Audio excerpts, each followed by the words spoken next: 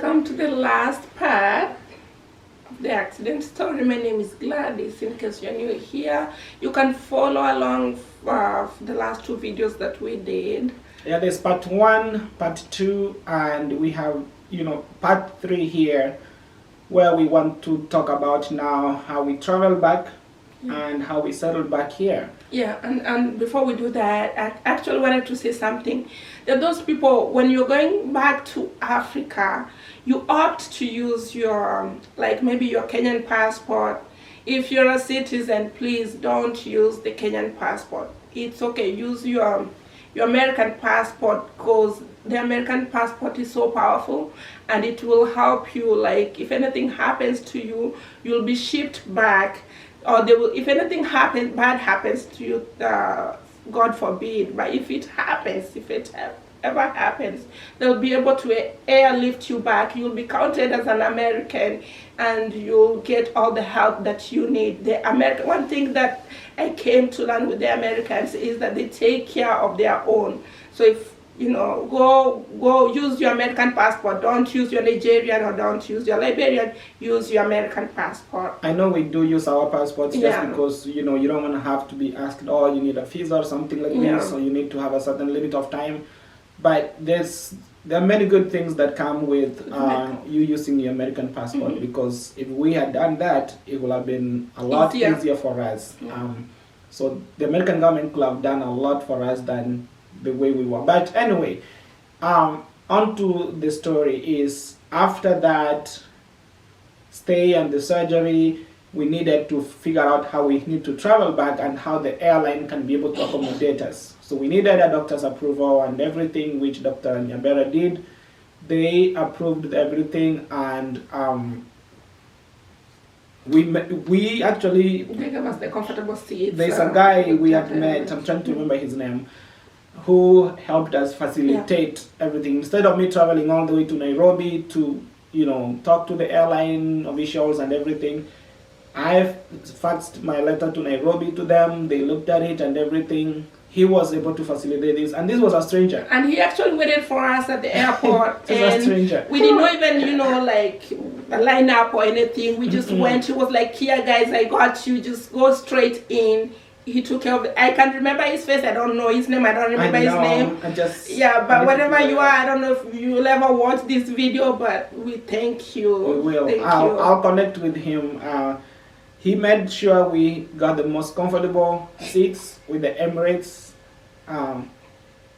We were able to travel back, to Dubai, from Dubai to Boston, and then the moment actually, I was so worried on how we were going to be, especially, that she was in so much pain. But let me tell you, these guys, God is a God of miracles.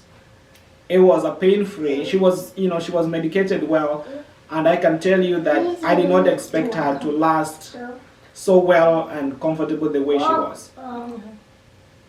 I came back in a car. I had a car falling, so I know stand up to use the bathroom. I was praying so hard not to ever be a guy. It was like, oh my God. But I know I will be able to. This was I think that's the part we didn't even talk about actually. While in the hospital, the nurses at the hospital, they were like, in most cases you find that most patients are taken care with families and they're left there in the hands of the hospital staff. But despite my own, pain and everything, I was stuck in that hospital. I did not want to move. I never wanted anybody to be like, oh, I'm going to give you a bed bath, I'm going to help you in the bathroom. You did a good job, you guys, because I was a total care. So if I needed to go number 2, go BM, come, wipe me up, clean me up, empty my Foley catheter, and clean me up. He did a good job. It doesn't cost you anything to do what is right for your family. Don't let anybody do it for you when you are able to. Just because you're putting some money in that hospital for that, it doesn't mean that you can't do things that you should be doing for your loved ones. It will make you feel good. It goes a long way. There's so many good things that come out of it, because you will be satisfied with what you're doing, and you will be doing it with a lot of care. So, but I will tell you one thing. After we landed in Boston, I have never felt good in my life. I know, like we I are have back. never been, comforted because the moment we landed, I said, you know what? Whatever happens from here, I really don't care. Yeah, we thank are God in we're the in US. American soil. We can be put in any hospital we Yeah. have to, so I'm not worried about anything else. Yeah. But thank God nothing actually happened. We made it all the way to Minneapolis, and we were received here warmly. It was in the middle of the night. Unfortunately, we were thinking like, should we go to the hospital right away or what? But we said no, let's get home, rest, and then wake up the following day directly to the hospital. Yeah. And that's what we did. We met with, fortunately it's the hospital where I work. I know very good doctors there. Methodist Hospital, you guys are amazing. The doctors who saw, like I already even had a doctor actually in mind that I wanted to go talk to and be able to. He works in surgery center, so. So the surgical team that usually I work with, we went there. I talked to them. They were like, "What? This is your wife? What happened?" They were shocked, but they looked at everything, and they did not make us wait. Yeah. They made us an appointment right away. Was it the following day? Yeah, they told us to go back the following day. We went the following day. We did more X-rays. After which, from there, now we were admitted to the hospital, and surgery was done within 3 days. After the surgery, actually, they had to make her wait for a little while so that things can get lined up. And then physical therapy was amazing. Physical therapy was right there, scheduled for pool therapy too. That's one magic that really helped you out. Yeah. And the doctor was like, "No, she's gonna walk. She will walk. Don't worry about this, husband. We got this. She is going to walk." I was worried. I was concerned. I don't want to say I was scared. But at the same time, I was like, no, we have to do what we gotta do. She was supposed to be sent to a nursing home for rehab. Yeah, but he said no. I got 2 hands. I got, I know I wasn't as strong as I would have loved to be, but still I said no. There is no way she's going to be sent to a nursing home. Yeah. We have a home she can, that can accommodate her very well. So we will go home and we'll have home visits from the nurses. Yeah, so I had a physical therapist and a nurse. They used to come home and all that. At that time, guys, remember I wasn't even working actually because I couldn't be able to work. Now imagine I have her under total care, and then here we are with with her who is under total care too. Yeah. So you can imagine all that stress. You can imagine all that workload. Our friend Betty was here. Thank God. She did help a lot. We appreciate you for all that you did. And this is the time, I tell myself, if I did not lose it, I think I have a strong heart. More than I even know myself. I lasted home for a while before even going back to work. Thank God for my job also. They understood me very well.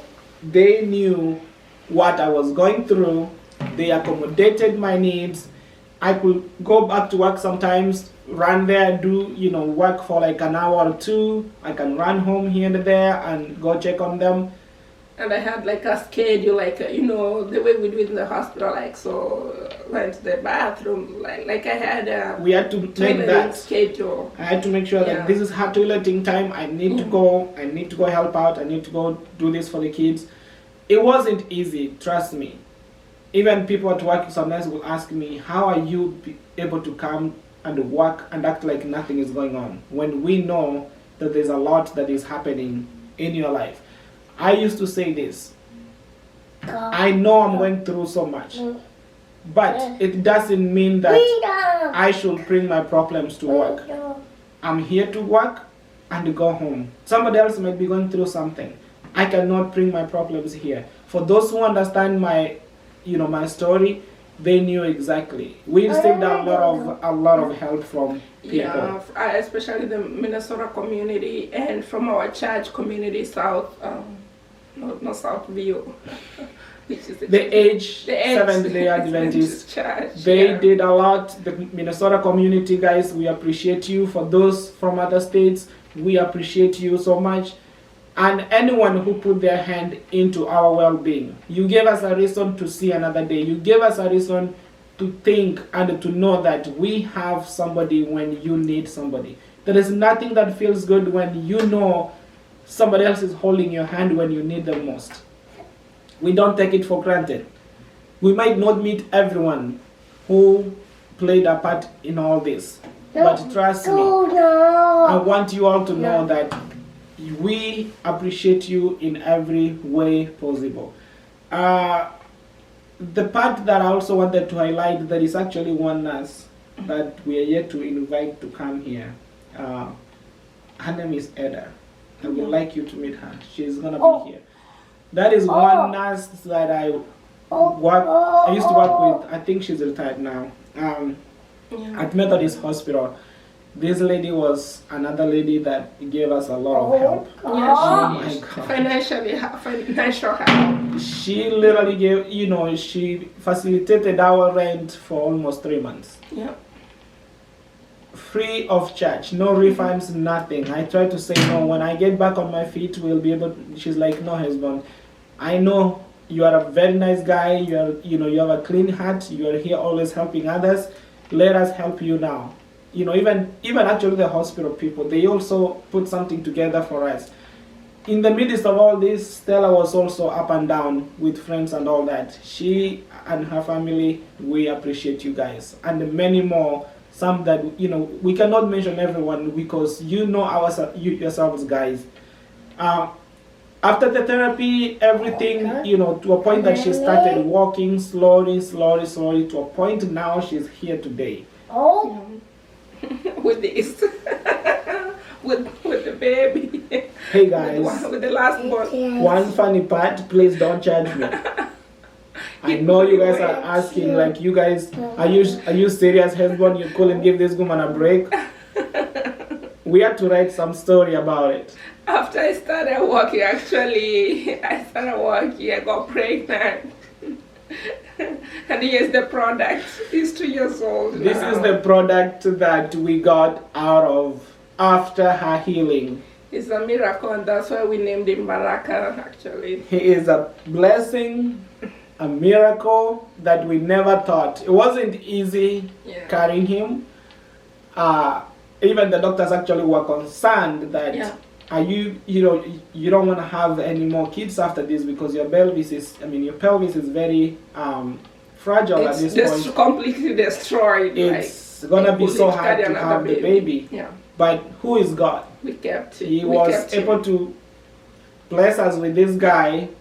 She had to undergo CS, of course, to avoid any injuries. He came early because I couldn't even walk. We are holding somebody who's gonna be a constant reminder of where we really have been.